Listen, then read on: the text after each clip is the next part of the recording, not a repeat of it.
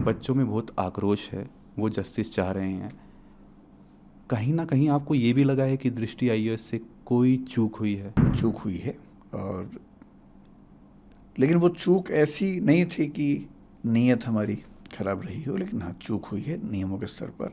Interesting बात या विचित्र बात ये है कि अगर आप मुझसे पूछें कि दिल्ली में कितने कोचिंग इंस्टीट्यूट्स हैं, मेरा ख्याल है कि उनकी संख्या कम से कम 1000 तो होगी ही, शायद ज़्यादा होगा, 2000 भी हो सकते हैं, ज़्यादा भी हो सकते हैं। जो नॉर्म है फायर एनओसी की, एजुकेशनल बिल्डिंग की, अगर आप मुझसे पूछें कि वो दिल्ली में कितनी बिल्डिंग्स के पास हैं, मेरा अनुमान है कि 2000 में से शायद एक के पास भी नहीं है। ध्यान रखिए मैं जो कह रहा हूँ, fire NOC for educational building. ऐसा नहीं है कि कोशिश हमने या बाकी इंस्टीट्यूट्स ने नहीं की।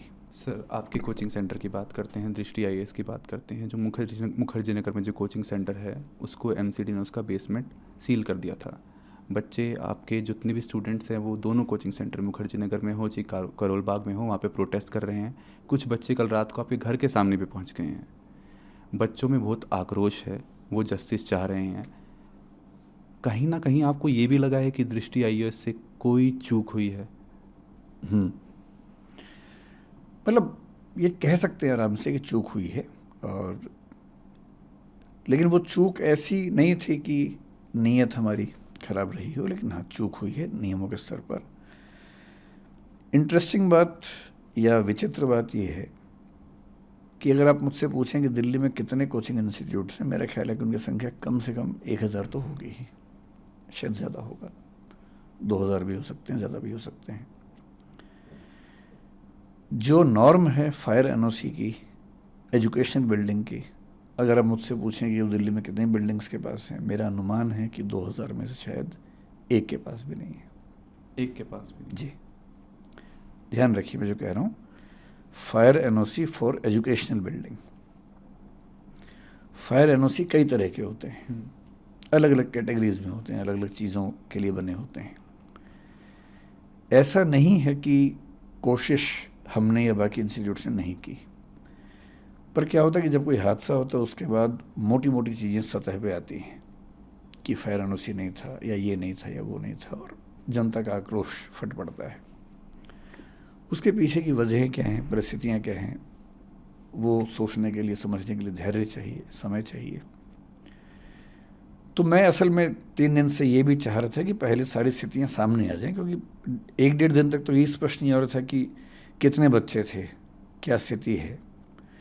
धीरे धीरे चीज़ें स्पष्ट हुई, तो फिर आज ये मीटिंग हुई, तो मेरा ख्याल है कि अब हम उन सब बातों पर ज़्यादा स्पष्ट रूप से बात कर सकते हैं। जहाँ तक बात है हमारी बेसमेंट की, हमारी बेसमेंट मुखर्जी नगर में थी, करोल बाग में हमारे पास 4-5 बिल्डिंग्स हैं, उनमें से एक बिल्डिंग की बेसमेंट सील हुई है। बेसमेंट जो करोल बाग में थी वो अप्रूव्ड बेसमेंट है, अप्रूव्ड कमर्शियल बेसमेंट है, जिसमें एनओसी पे लिखा हुआ है कि उसमें ऑफिस चलाया जा सकता है। उसमें ऑफिस ही चल रहा था, पर अभी एमसीडी पर जो दबाव था, उन्होंने इनडिस्क्रिमिनेट तरीके से सबको सील किया है, हमें भी सील किया है। नेहरू विहार में जो बेसमेंट थी, जिसको लेके काफ़ी ज़्यादा शोर हुआ, दरअसल क्या होता है कि जैसी बेसमेंट की बात आई तो सबके मन में बेसमेंट की एक इमेज बन गई है, एक छवि बन गई है। छवि ऐसी है कि एक छोटी सी बेसमेंट है, उसमें कुछ बच्चे बैठे हुए हैं, एक ही दरवाज़ा है, अगर वो बंद हो जाएगा तो क्या होगा। एकदम जायज़ बात है। जो नेहरू विहार की बेसमेंट थी वो किसी घर की बेसमेंट नहीं थी, वो एक कमर्शियल मॉल है, उसकी बेसमेंट है, बहुत बड़े आकार की बेसमेंट है।